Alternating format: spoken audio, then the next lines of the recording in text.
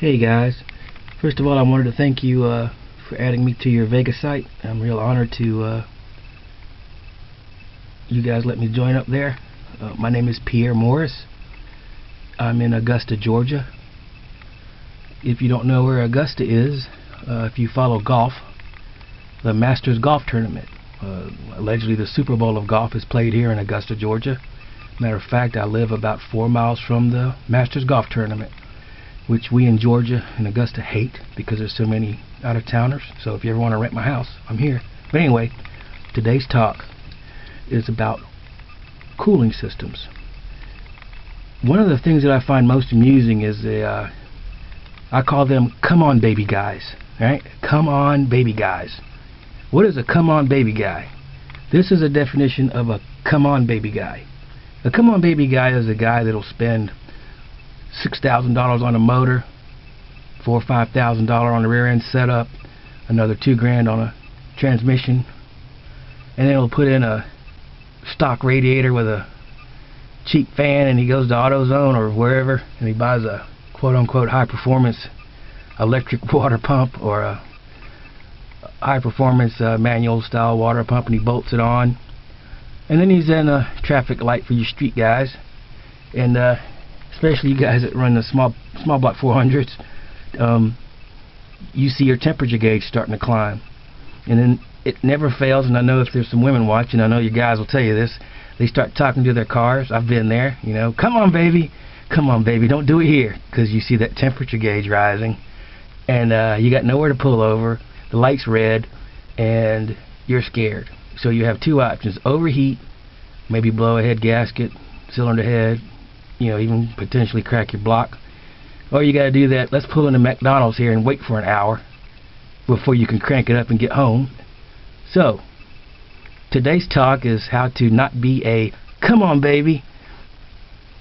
Now again, with all the talk of racing, street racing, etc., it surprises me that no one really talks about cooling their car.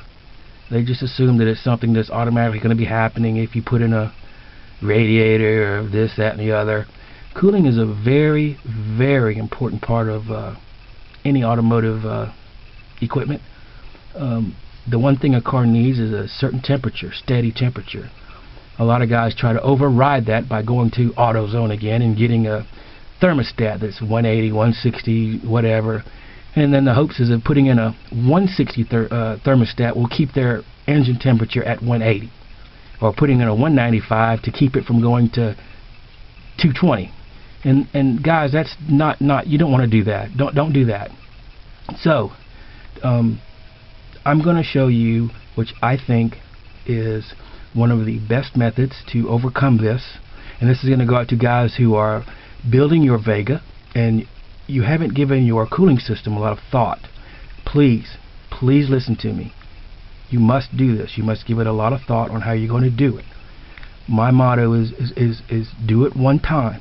Plan it 3 times, but do it one time. Now, let's talk about gauge selection. I like analog style gauges. I'm 50 years old, and I've been in the sport for, gosh, since 85, somewhere around there, when I was a younger man, and I've always liked the look of analog gauges.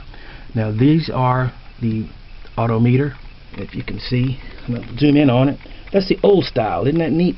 You know, I like that look. The old style kind of gauge is like a steam, like a boiler type looking gauge. Anyway, that's just my preference.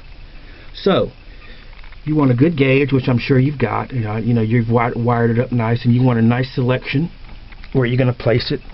And if you're designing your dash as this was done, you need to prepare ahead in your head using a piece of poster board, just lay it across, and you need to select where you're going to put your gauges. Now I don't want to get on, we can talk about this another day, but you want to make sure that your main gauges are in front of you, which I've done, I'm sure. Don't be one of those guys that just schlock something in there and then super glues it or something. Do it right, man. You see how I don't use tin here? And I'm going to zoom around on my car a little bit because we're not talking about the car, but I don't like tin, aluminum. It's just, I don't know, it costs a lot of money and everybody does it, and it's noisy, and I don't know, it's just not something I like. But you do as you want. If you want to save money, you know, I like this look. This isn't just laying there. It's glued down. It's on there. It looks factory. See that? This looks like a factory type, you know, setup. It's not schlocked. I'm gonna go real fast to my back, even though we're not talking about it. You see here? You see out at my tubs? Everything is nice. It's clean. I like nice, clean, simple. This is very cost effective. And you'll see my fiberglass hatch back there. Everything is simple. Simple. See that? Simple. Clean, simple. You don't need all this tin crap, in my opinion. But it's your money. Spend it as you wish. Now, back to cooling. You'll see here, and then we're going to go to the engine. I've got my water gauge. Now, NASCAR comes up with another gauge, which you may or may not be familiar with, and that's water pressure and also water. I'm going to pan over. I'm going to go down. You see that? That's water pressure. Water pressure. Now, this comes from the NASCAR field. And the theory behind a water pressure gauge is if your water temperature, your thermostat sticks, all right, you technically, there is a possibility, or your gauge fails, that you literally could be overheating and your gauge would, you know, malfunction or give an incorrect reading. It happens. Your sensor is malfunctioning, and you know, all this, that, and the other. So you add a water pressure gauge, and you can put it to the port, and I'm going to show you how to set it up, and that keeps the eye on if you have no water and your temperature is stable. It's a very weird phenomenon, but it happens. So you guys research water pressure gauges in NASCAR. This is a NASCAR thing, and it doesn't cost a lot of money. All right, here we go. You see my gauges, and oh, look at that. I even put the those are my turn signal lights. Isn't that nice? Look at that. It's kind of old school there. I like old school. I'm an old man. All right, so here we're going to go. We're going to go to the car. Now, we're going to talk about how to set up the world's perfect cooling system. And I've done it. Here we go. And I'm going to give you part numbers, costs, I think, if I can remember. But anyway, I'm going to give you the places to go and parts number where you can do this yourself. All right, here we go. I'm old. Yeah, that's the original door, which I may go fiberglass someday. Alright, there she is, my Vega. Alright, coming around here, 71 Vega. Alright, now, most of you guys, you have been down this route, or you're going to go down this route. And by the way, this is a, you know, 4-bolt main 350. It's got your 400 crank in it. 383, your airflow, your aluminum heads, whatever, you can buy them. We can all buy them. Your Brodix intake, and that's a 950. It's a Proform with the Holly ends, but it's actually a Proform carburetor. I like the Proform better. But anyway, we're going to go back to the cooling system. Now, in this area of your Vega, this is a very problematic area to mount a water pump, etc., because it's always too close to your shroud, if you guys even run one, which you should be, but that's another story. You should have a shroud. Now, a lot of you guys either run a manual style driven water pump here in this location, or you run an electric water pump here, actually here. Now, when you think about this, the water pump does here, mounted here, does two things. The old style, you've got your water pump inside the impellers, and then you've got the mounting bosses or locations where the water pump, you know, circulates your coolant. And that's fine for, you know, 99% of the cars, but we're in a different breed, us, the Monzas, even some S10s. Alright, now, this car, you have to think. I want you guys to think as you're building your setup here. You need to think of how to generate as much room as you can prior to even doing anything. You need to think less busy is better. Now, what you're looking at right here, this is not something I made. This is a dead and bare water manifold, a header manifold, which you may have never even seen. It's a very very beautiful idea. It can work with a lot of Chevrolet engines, small block and big block. Obviously this is a small block engine. So this is the small block water header, and I'm going to give you the part number shortly as we go. Now look how it's done. You see this? You see that? It's bolted here. I've got my engine, my plate frame right here. I don't use motor mounts. That's another story. We can talk about that. And header selection. Now you see here? Look here. See that? Everything is perfect. No problem. And the beauty of this is a set it and forget it setup. Once you bolt it on, your factory, gaskets, everything is fine. You can run, a gauge if you want here. It's fine too. It's a nice spot to run it. Believe it, we've got plenty of them on a Chevrolet, right? So, follow it here. The water goes in and out. And look at all the space. There isn't even a pump here, right? There is no pump here. No pump whatsoever. It's just a manifold. Just a header. Basically, it's an aluminum pipe.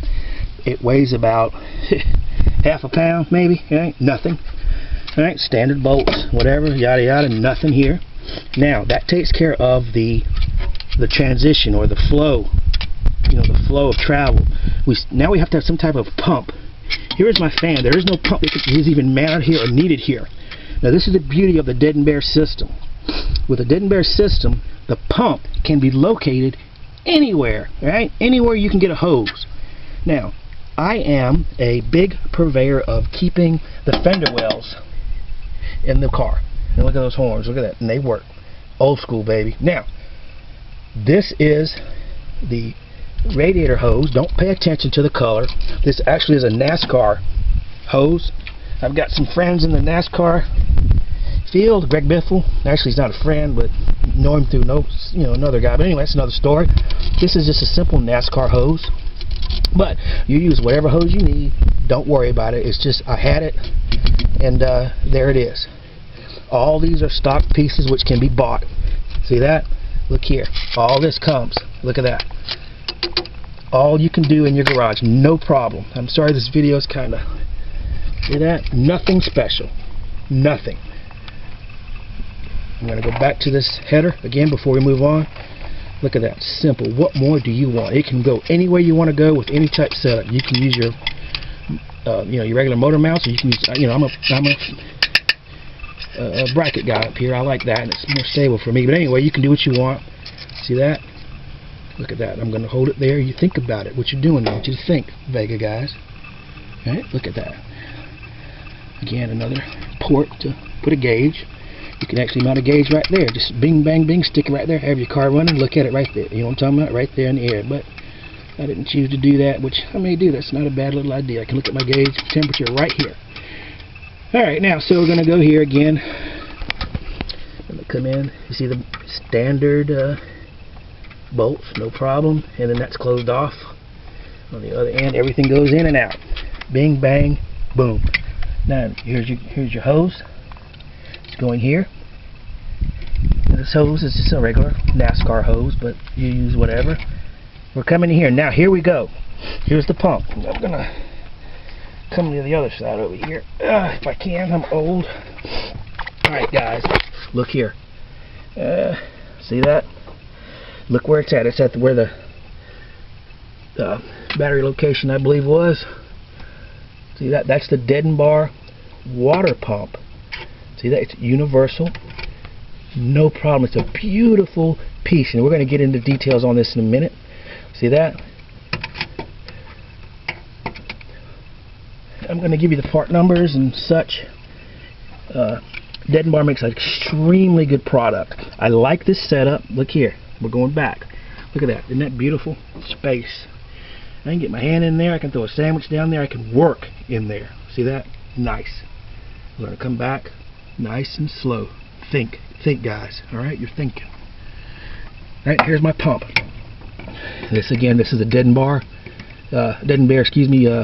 water pump. Mountable anywhere, as long as you got the hose, but of course you want to keep it close to where you are, just for hose sake. You got your in and your out. See that? Look here, going down. We're going to come around and, boom, to your radiator. We're going to talk about radiators I'm using. I'm sure you guys, you know, a lot of you guys want to use a stock type radiator. You know, that's fine, you know, not really, but if you're going to do this, you know, just, you know, save a little more money and do it right. This is your Griffin radiator. That's your Puma Cool fan. You see how I set that up? Looks like it's looks like it's one piece, doesn't it? You can't even tell. Look at that. I use clear sealant in there. Everything's nice. It looks factory.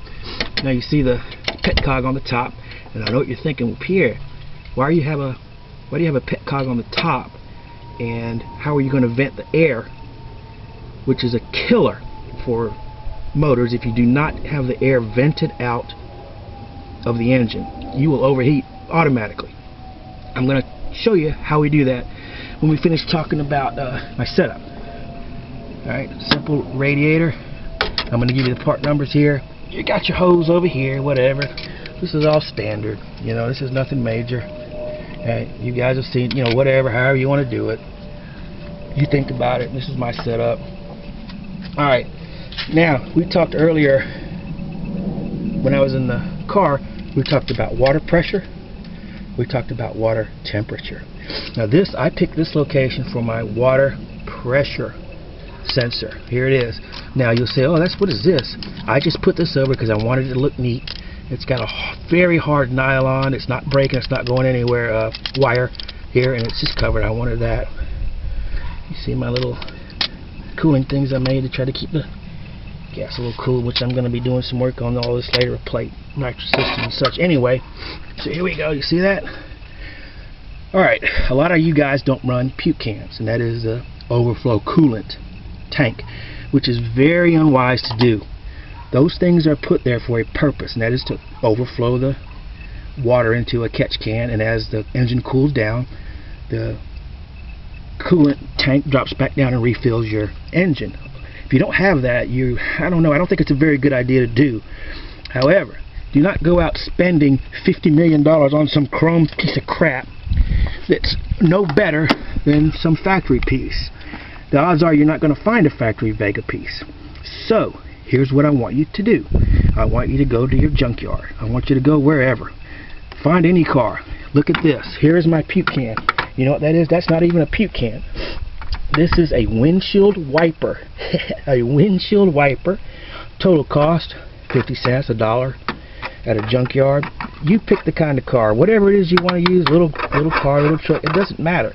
What you need, the basic theory is you need something to contain the water. As it overheats a little bit and fills this up, cools down, it drops back down and goes in.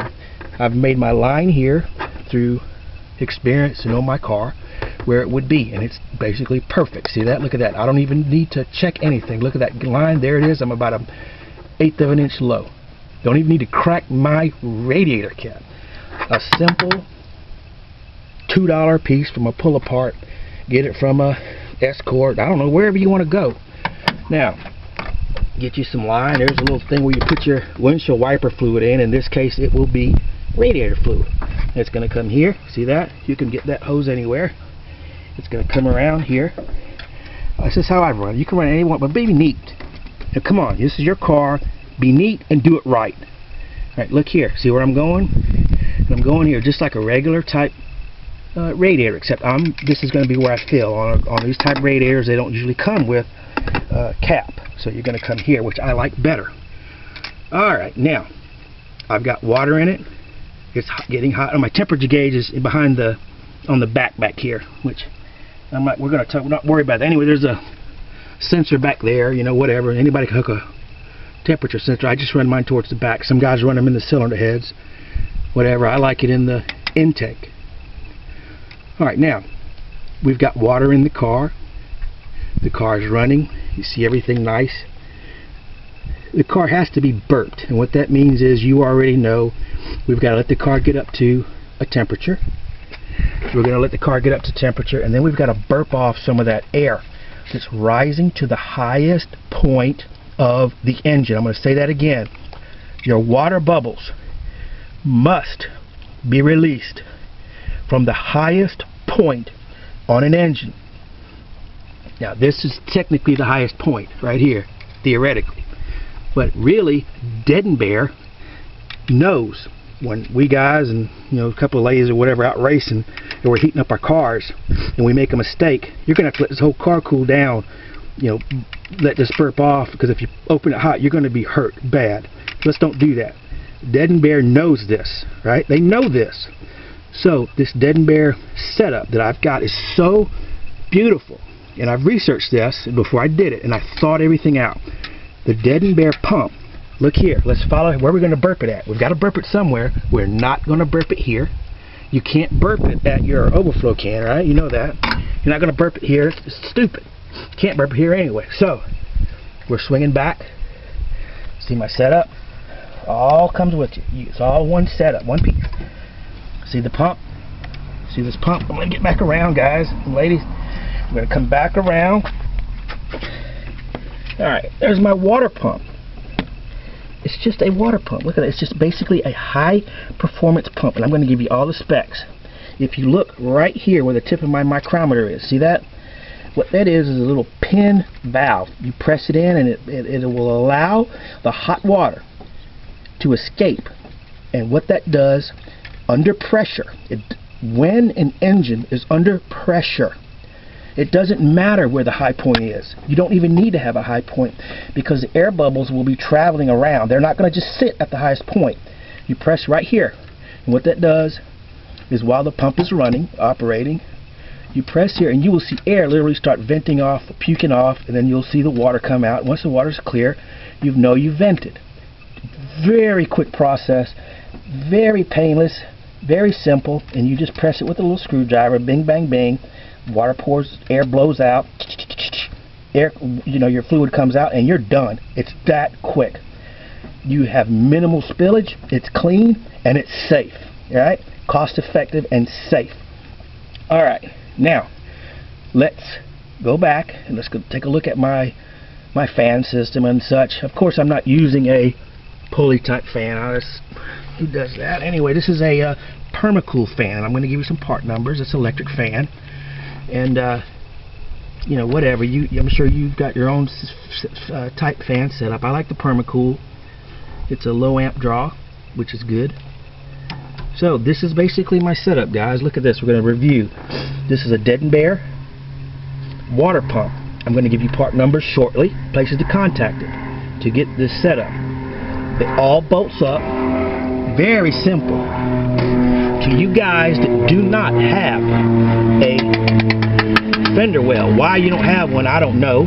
You full tube frame guys, you can just simply get a piece. And what I've done in the past when I've mocked up stuff, I've simply got a piece of poster board, put it somewhere, cut it, make it look how you think it could be as a mounting bracket. If you don't do your own metal work, mock something up with a piece of cardboard, poster board. Stick it there, make your brackets out of poster board, tape it together, look at it, then take it to a metal shop and have them make it for you out of your favorite metal, whatever you want to make, and then you just bolt it up. It's not hard to do. You don't have to be a metal man, a fabricator. All you have to use is some poster board and thinking how you want it to be. Stick it there. That's how I want it. Cut it, trim it nice. There'd be my my little setup to be my mounting bracket. Bing bang boom, and you're in. You're done. That's it. But for you guys that have your fender well, it's already done for you. Look at that.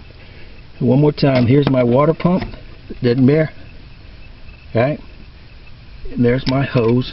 Don't pay attention. It's just a NASCAR hose. Man, my paperwork is blowing, so I can show you all the part numbers. And again. See that manifold? Isn't that sweet? Bam! Look at that. What more do you want? This thing will never leak. It ain't never going to break on you. It'll be there till this motor blows up. The only thing that will cause this thing to break is if you crash a hidden wall. It's done. It's perfect. You don't have to worry about getting your fingers jammed up. 4 bolts and the whole thing is out and you're done. You want to change water pumps? Here you go.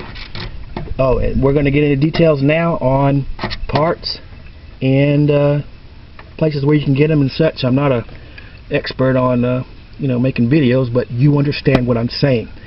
So again, there's the pump.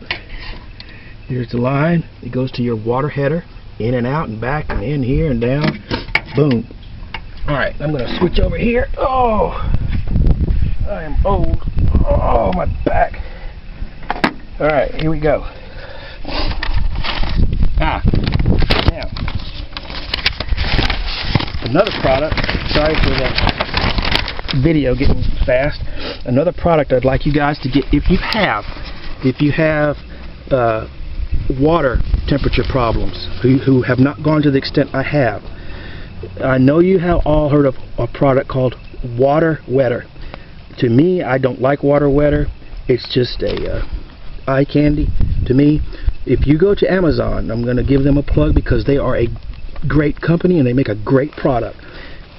Get it off of Amazon. I think it's like $25. It's called 40 Below. 40 degrees below. You'll find it. And the part number is 4032. Look that up. Write that down. 4032. You will find that on Amazon. For you guys that have not gone to the extent to attend to your cooling system, this is an extremely good product to knock that temperature down. It's almost like a water wetter to the 50th power. So, enough about that. You can read and freeze the video, and you'll find that on Amazon. 40 degrees below. Alright, now, I'm going to put that right here. We're going to talk about that water pump over here. You need a part number. You need something to, to look it up. And my advice to you is try to get all this off of Amazon or eBay. I'm not a big fan of Jegs or Summit because basically they just rip you off. They give you the same thing that you can find somewhere else at twice the price. But you already know this. Try to get it somewhere else. Or try to get it from Dead & Bear, which you can get, but, again, Amazon is where I like to go. And you're not going to find this part at AutoZone or Walmart. You're going to have to order this. And it's worth the money. Go ahead and do it this way. I promise you. Here we go. This is the water header. It's going to be 2 pieces that you're going to need. You're looking at the water header. And I'm going to give you part numbers for the small block guys. And I'm going to give you a part number for the big block guys. I have both engines. I have another big block that I would run, but I'm in the small blocks right now. So, this is a small block part number for the Dead & Bar. I keep calling it Dead & Bar. It's Dead & Bear. The Dead & Bear water header. And for the small block Chevrolet guys, I'm going to pull back. For the small block Chevrolet guys, the part number is, let's see here. Now, bear with me. I know I got a lot of paperwork. Don't worry about it. I'm going to freeze on it. All right, here we go. This is the Dead & Bear paperwork that came with it, and it's deadandbear.com, D-E-D-E-N bear.com. But again, find it on Amazon. Look for it on Amazon, okay? eBay. Now, they're a very good company. For you small block guys, that water header, which is again right there, that piece right there that you have to have, you must have it, and you put it in there, and I promise you, your life will be so much easier than probably the crap you got stuffed in there right now, like 8 pounds of, in a 5-pound bag. It's just, I don't like busy. I really don't. I like space. I like clean. I like efficient. All right, here we go. So for you small block guys, these are the water headers, what I just showed you. Water header models. For you small block guys, and I wrote an S under there. This is me and probably the bulk of you. You're going to be looking for model number. You see that? WH-1. That is the water header for the small block Chevrolet. That's what I have. WH-1. Go look on Amazon for it. For you big block guys, you see that? I wrote a B. It's WH-2. Go ahead and get it and be done with it and stop, being chintzy on what you know you need to go ahead and do. You got it? So that takes care of the water header. Prices change, you figure it out. I don't know, it's not expensive, it's really not. It's just you haven't thought about it. I'm one step ahead of you, right? Right now for the water pump, this is the model number that you're going to need. Again, this is a Dead & Bear, and it comes with all the instructions. It's very simple. It's very simple, and it'll take you an afternoon, really, if you're, so inclined, or you can do this on a weekend, taking your time and doing it right, and thinking. Remember, always think. Model number of that pump that I have, and that you guys will need. That's it. Model number WP-3, water pump 3. They may have, by the year 2016 or next year, maybe they'll make some new revised water pump, maybe a WP-4, but I'm going to explain to you what the magic of this pump is and what it will give you over any pump that you can put in front of me and say, Pierre, this water pump is better than that. And I'm about to blow you all away. Here we go. I wrote them down rather than point them out to you. I'm in the wind. It's a little bit windy in Georgia today. I hope you can hear me. Now, again, this is a model number. And for you electric guys, this pump only weighs, it's a 3 amp draw. That's it. It only draws 3 amps. That's very important for you guys that, running off battery only and such and such. It's a very little draw. Isn't that something? Here's the other huge thing. Look at that. It will pump 15 gallons per minute. You already know there's only so many gallons in your whole engine. What, 2.5, somewhere around there? Maybe 3, if you're lucky. That's 15 GPM. We're going to talk about something turnover rate. That means the amount of water that a pump will turn over in an entire period. For example, if we had 15 gallons of water, just for example, which we don't, but to make you think, if we had 15 gallons of water in a bucket and then I hooked a pump to it, I would turn over or pump the entire 15 gallons a minute, all of it, in 1 minute, 15 gallons per minute. That is a huge turnover rate to be pumping 2.5 gallons or 3 gallons of your whole engine in that period of time. That is an extremely good number. It's toggle switchable, as I have in my dash, right? It's all set up for you. You can go through relays or you can go through fuses. You figure it out. It's simple. See that? You see how simple that was? I solved all of your problems in literally 5 minutes. I know you're saying, wow, man, Pierre, I'm so glad you gave me that this here. I'm going to order it today. I'm going to think it through. I'm going to put it on a piece of paper. I'm going to come out here on my Vega and I'm going to set this up and I'm going to do it just like you got, Pierre, and then I'm going to be done with it. And then I'm going to get some of that 40 degree below zero and I'm going to add that in there and you're done. This Vega will idle, run after run after run after run at 180 degrees. You understand what I'm saying to you? It will run and idle, run after run, and I'm doing quarter, run after run at 180 degrees. This pump also, which is one of the other huge things versus other crap pumps, this pump is rebuildable. You understand what I'm saying to you? This is basically lifetime. Something breaks, you can go get parts from Dead and Bear and bing bang, you're done. What more do you want? Dead and Bear, right? Dead and Bear. I always call them Dead and Bar, but it's Dead and Bear. That's the part number for that water pump. WP-3. You got it? Let's see what we got everything here. There's my Permacool fan, which is whatever. You guys are probably already, ahead of the game on the fan. This is the part numbers, whatever. I'm sure most of you guys are probably running some fan out of some Taurus, right? Some rigged up crap. I'm just kidding. Don't do that. Come on, man. You done spent all this money on the engine. You're running fast. Make it right, man. It's just a little bit extra money. It's worth it. You're going to spend $3,000 on heads, $1,000 on a carburetor, but then you want to put in a Taurus fan? Come on. Alright, so let's review, and then I think we're done. If you got any questions, you can throw them up on the Facebook page. That's your water header. See that? All one unit, ready to go. There's a port for you if you want to mount something, which we've got plenty of ports on our engines. There's my hose. Don't pay attention to that blue NASCAR hose. I just happen to have it. There's the pump. You can mount it anywhere. The preferred method is to mount it horizontal, straight across, just like I got. But I'm sure you could, be forgiven if you mount it a little bit off. It's not the end of the world, but try to pick a spot. For you guys that don't have fender wells like I like to run fender wells. That's why. See that? I like to have my rev control, my MSD boxes, all that stuff. I want a fender well because I don't want my interior looking all cluttered up. I hate that look. And fender wells don't weigh that much. Alright, so here's my pump. Got it? I know I've gone over this 10 times, but I know you're looking and you're thinking. Alright, you're thinking. Do this. I promise you. This is it. This is the holy grail right here. This will solve every problem you have. Now, I'm going to take my hand. And I'm going to put my hand in. Look at that. I can actually get my hand. Look at that. I bet most of you guys are probably, you know, can't even do that. Look at that. I can get wrenches in here. I can work around. I can play with my big 400 balancer down there on a 350. And anyway, that's it. That's the little tutorial for today.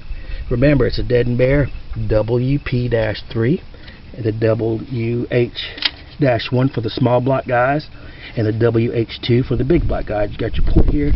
Isn't that simple? Isn't that nice? See that? Look at that. Beautiful. Beautiful. And maybe next time we'll talk about header selection, which I would love to go into detail. We're going to swing it back. Oh, and I'm running an alternator, and that's for another day why I'm doing that. And you see I even put it on this side. I just less busy over there. And there is my Vega. Oh, my back. Going back inside. One last look. All nice. Simple, guys. Very simple. See that? Everything's simple. I don't have all these big boxes and wires hanging around and you know, set my dialing time, and I don't need all this. Everything is tucked under that dash right there. It's on a piano wire, and it drops down right there. Bing! And I got everything in front of me. See that? That's what that space is there for. And here I'm going to put my nitrous setup later. Right. So I'm an old guy. Simple. I even put a speedometer on it. Look at that. I know we're off the subject of water. There's my speedometer. That's my turn signal. I know I'm old. There's my volts. Old style. Oh, and I even put a fuel gauge in my fuel cell back there in the trunk. Okay, I like having nice things. I don't want to always be popping my fuel cell. How much gas do I got? You can do this, right? My turn signals, left, right, bright. And look down here. See that? Remember that? Boom. Remember that from back in the day?